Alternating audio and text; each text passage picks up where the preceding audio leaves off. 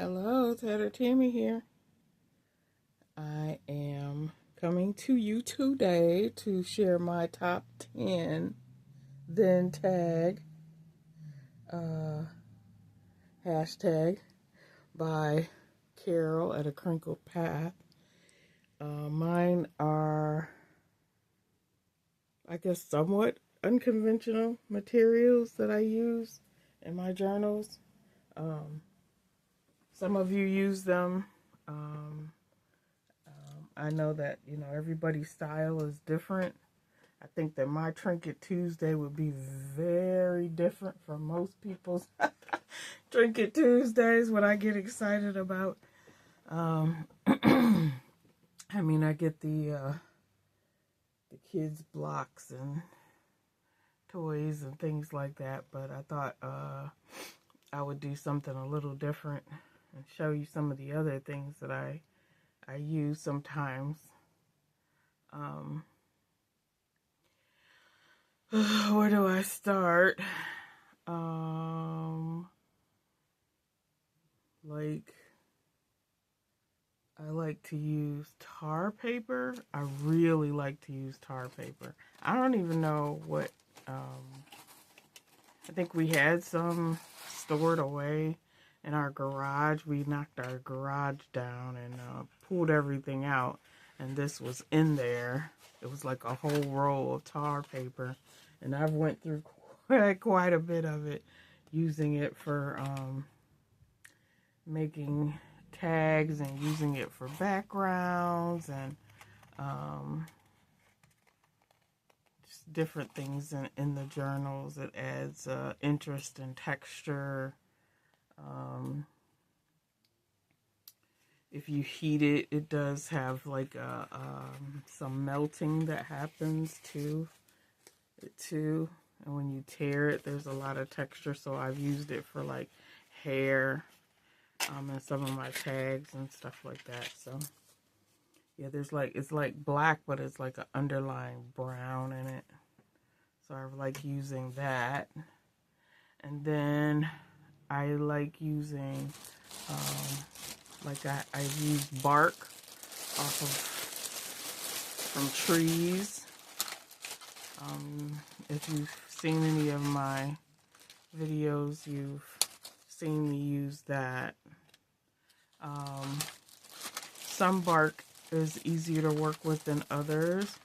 Sometimes I have to, like this, some of it curls. So then I have to figure out how to use it. Like I'll wet it, flatten it out carefully, press it like with a book until it dries, and then I'll even sometimes put oil on it. It changes it. So sometimes it's hard for me to explain, like when I create, I'm just sitting here creating. I'm like not thinking about how to explain it. This is so that was 2. Number 3 is this is veneer. I had an old table and the veneer had started peeling, and so I just stripped all the veneer off of it. And you can use that. I've used that in journals and on the covers of journals, and you can use your burning tool to write, or like almost like it looks like carving. Okay, and like guy stuff, I have these like well, they're license plates. Like sometimes you can get the motorcycle license plates. These were like a novelty item, I think, that people would collect, or from bicycles, or license plates. You could use those. There's some I like to use those on the more masculine journals. And then these are automotive, like I'll get automotive books. But these are also from automotive parts. They are like washers or something like that. I forget the names of stuff, guys. Fishing stuff like weights. Like that's a fishing weight. And you can use that for, you don't really do like elaborate journals. I mean, elaborate dangles for the guys' journals. But you can, use things that, like that's a guitar pick. Coins, things like that. And like dog tags and just any kind of that's a real dog tag from a dog. And then you have your military dog tags, right? Those were popular in the 80s when I was growing up to have dog tags. And these also go on fishing lines.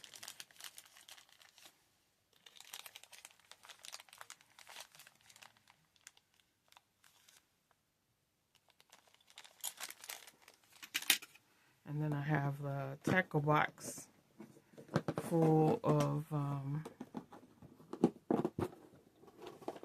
lures and things like that I like to use in the guys' journals. Of course, take the hooks off, right? Take the hooks off. And, but you have some neat ones that you could use.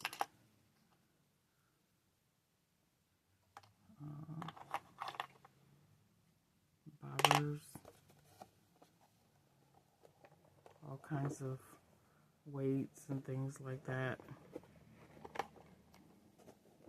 Kind of tired, guys. We've been going. Busy, and then I have to rest. Okay, and let's see. Oh, I have used shells in my journals, and I have some things that I'm gonna on my list to do that if I see some interesting ones, then I pick them up to be able to use. And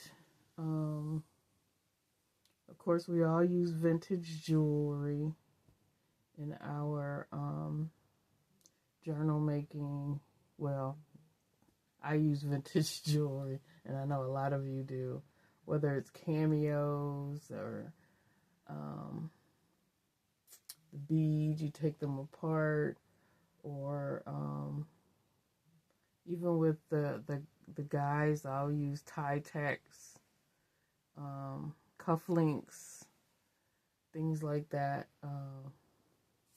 I've used pocket watches.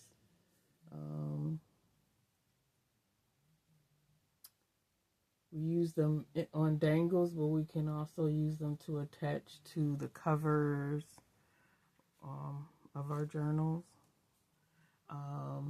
Decorator samples, like the wallpaper, we all use that in lieu of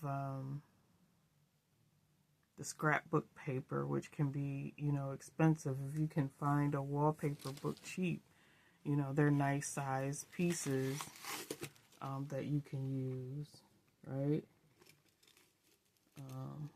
The cloth books. And then this,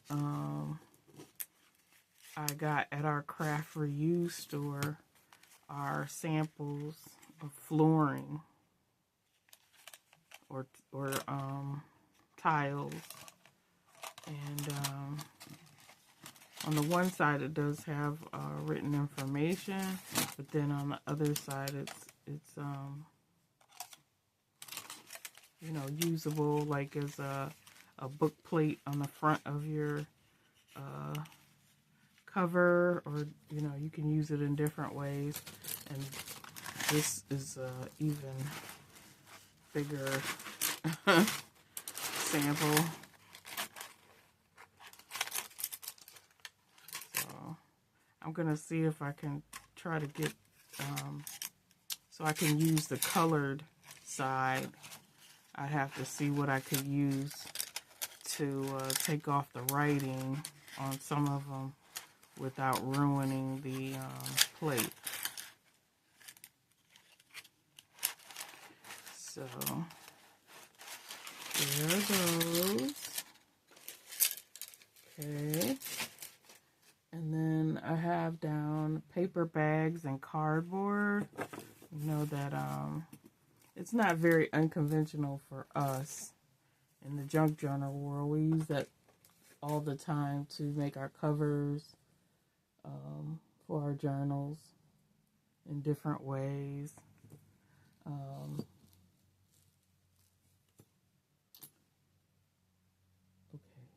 Record sleeves.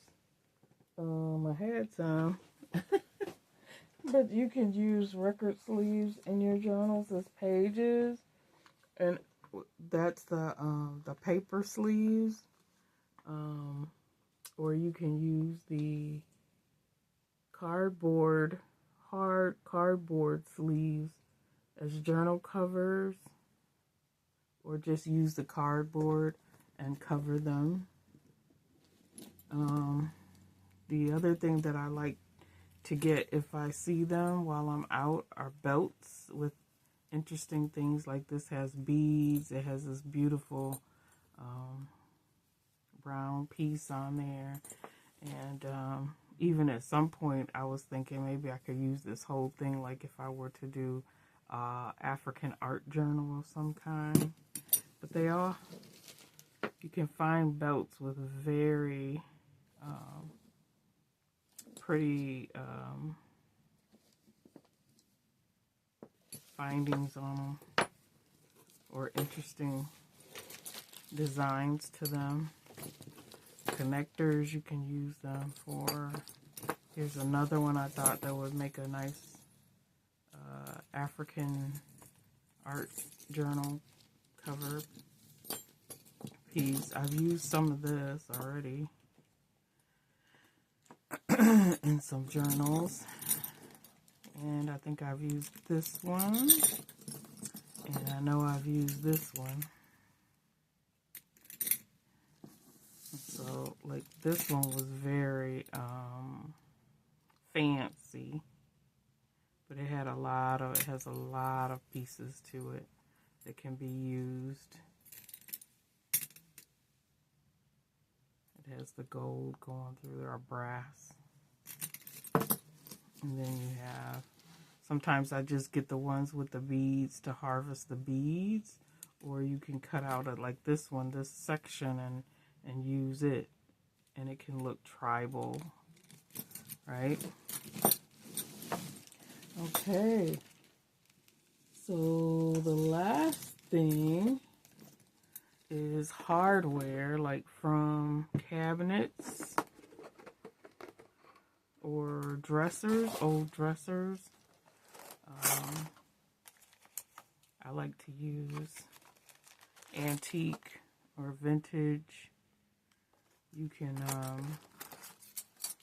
take, like, it comes like this, right? And you can take this part out and just have this as a flat piece. And you can use brads to secure it down.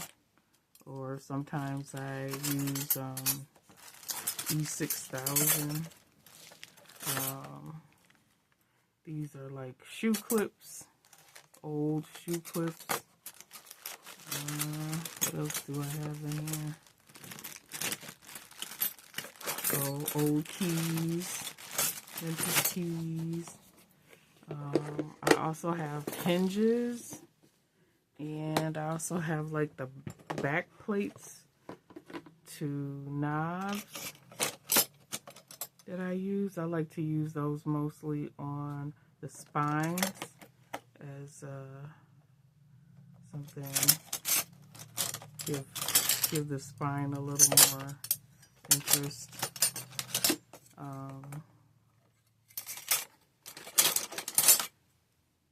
Most of the time you can find these pretty cheap, and most people don't use these anymore. I think they might be coming back a little bit for some of the ones that like granny chic. But so yeah, if you go back and you look at some of my old videos, I used to use these a lot more than I do now. And I think that is it. I like that one. Just put a brad right in the bottom. Put something interesting underneath, like a piece of fabric or something like that, just to add some interest. I am going to be doing a why do I always forget the name of the steampunk? I will be doing a steampunk journal in the future. So some of these things will definitely be used for that.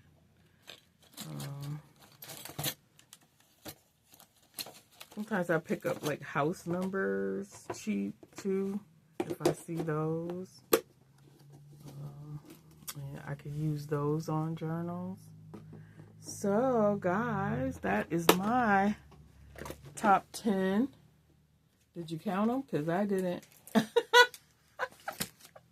Oh, maybe I'll list them so I can make sure I got my 10. But I'm pretty sure I got my 10. Top 10 things, unconventional things to use in journals. So maybe you got some ideas